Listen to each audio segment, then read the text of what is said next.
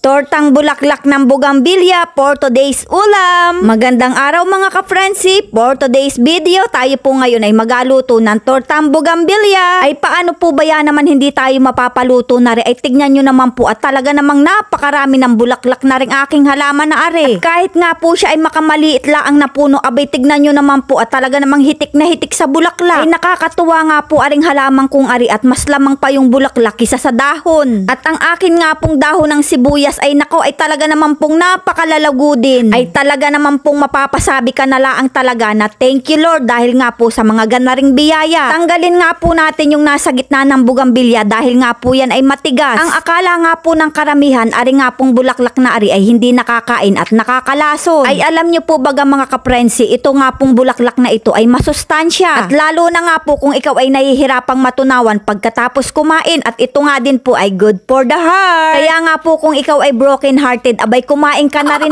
ay ay nako po ay ginawa pa nga ni aring pang move on. Kaya nga po kung kayo may mga ganaring bulaklak ay nako po ay wag na ninyong aputulin at ari nga po ay nakakain. Ay baka naman po ay sabihin ninyo sa akin ay ako po baga naman ay naghahirap ng todo at pati bulaklak ay aking kinakain. Ay ari naman po ay nakakain at masustansya pa ay alangan naman pong lasunin natin ang ating sarili. Aba ay kahit nga po ay makamahirap ang buhay ay masarap pa rin mabuhay. Ay nasanay nga laan po tayong hindi ari nakakain, gawa nga po ng mga matatanda ang sabi ay ari ay lason. At pagkatapos nga po nating hiwa-hiwain niya ng maliliit ay atin naman po yung hugasan. At lagyan na nga po natin yan ng sibuyas, bawang at saka po ay hiniwa-hiwang dahon ng sibuyas. At naglagay nga din po ako dyan ng chili powder, oyster sauce at saka po ay kaunting paminta. At lagyan nga din po natin yan ng kaunting asin, harina at saka po ay 2 itlog. At atin na nga pong halu-haluin yan para nga po siya ay mahilo ay para nga po ay mahalo yung kanyang mga sangkap. At pag ganyan na nga po ang kanyang itsura ay pwede na nga po nating kainin yan. Ay